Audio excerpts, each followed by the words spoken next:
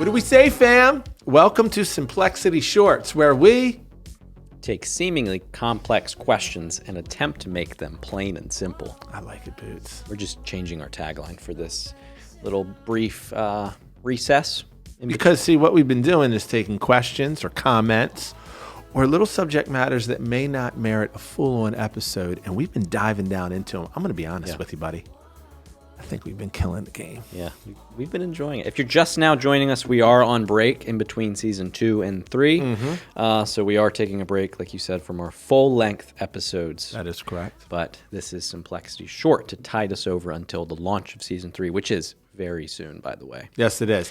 And so today's episode, we're going to give you the last and final, which is the same thing, hint about season 3. So thus far, just if you haven't been with us, first, shame on you. Yep. 2, we have really disclosed 3 hints about season 3 and what you can expect. Those hints being the word style, the words big round, and then lastly, the word room.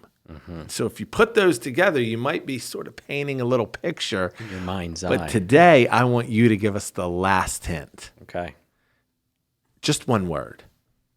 Shining. Oof. That would be, I don't even know what that means. Really? But that, you don't? Shining? Are we going to shine? Shine bright like a diamond? Yeah, we're getting diamonds.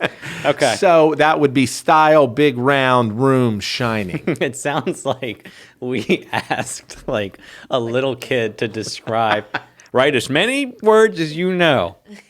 Yeah, right. Yeah. Okay. Hey, that's all you get. We want you to draw an image that comes to mind based off of those clues, and whoever's closest wins lunch with Becca. Oh, hey, Beck, please remind me to show you something I found on an Insta reel. It has to do with our listeners. And yeah, okay. It's very jive. Anyway.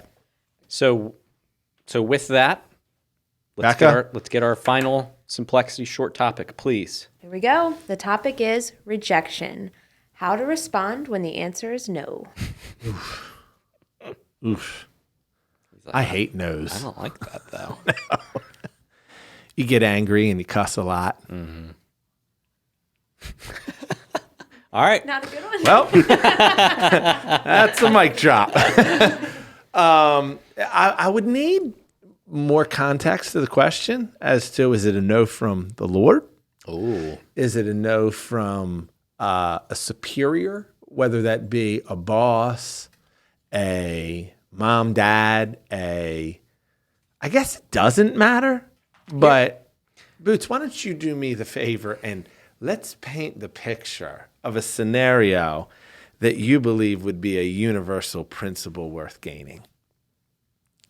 If I can decipher that charge, I don't know. I think the word that comes to my mind is just humility. In the sense that regardless of where that no is coming from, whether it's from the Lord, whether it's from a superior, whether it's from someone that you're, let's say, pursuing in relationship, I feel like in any of those situations, if you're operating from a place of humility, the no doesn't shake you. Yeah. It may disappoint you. Right. But it doesn't shake your identity in the sense that, you know, a humble person is slow to anger in a lot of cases. So, you know, if I'm told no, but I'm operating from a place of humility, I don't think I'm quite as likely to lose my cool or to take it so personally or like, okay, well now you're coming up against who I am as a person. It's like, oh, hey, I hear where you're coming from. That makes sense. Sure. You know, fair enough. I don't know. I just feel like it's a solid footing to face any rejection. Yep. And I would agree wholeheartedly with that. If that were, say, the scenario of you asking the Lord for something. If you went to God in prayer and you were asking him to move on your behalf and either grant you, hey, whether it be a promotion at work a reconciled relationship that you've been desiring to pursue, or an outcome in a circumstance or situation. If God were to say no, then one, humility mitigates the degree of disappointment. I really believe it does. Why? Because humility then requires a degree of trust. Lord, you know best. You see all, whereas I'm short-sighted and only see in part.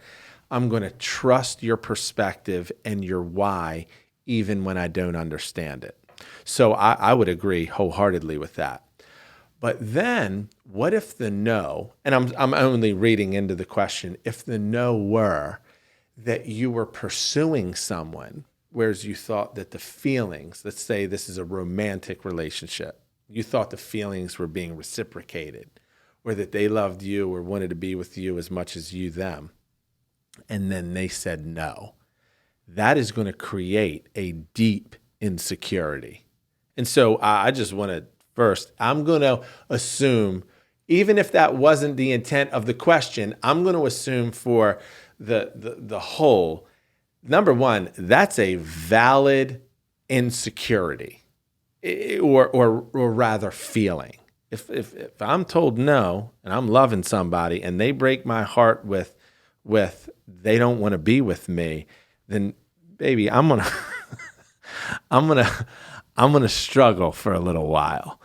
The way that you mitigate the struggle is that you then must know how much God loves you. I know this is going to sound really trite and really overly spiritual, and this isn't intended to, but I really believe it's practical, is that when you know what God thinks about you, your worth is found and rooted in him, your value has been established by him, people can reject you, and you are still confident because God is for you. That will forge in you identity. And I believe that this culture is so we keep going back to this issue in these shorts, that at the root of them all is really a matter of identity. You could take a lot on your chin when you know who you are. You can field a lot of rejection when you know what God says about you. You can absorb a ton when your feet are really, really built on the rock. But where you're hoping that people affirm you, advocate for you, reciprocate to you, that is a really shaky way to live. And rejection will then hurt even more. But I don't believe that rejection cannot hurt at all. Mm-hmm. Let's not be foolish here. Rejection does come with a degree of pain, especially when you have your heart tethered to another person, or you are really expecting something in the way you saw it. Yeah. I think we have a new tagline. Let's not be foolish here. Simplexity shorts. That's good. I think we leave it there. I think so. Pen drop. Yeah. So if you were the one that was rejected, we just want to say we love you. That's right. And that we love you guys.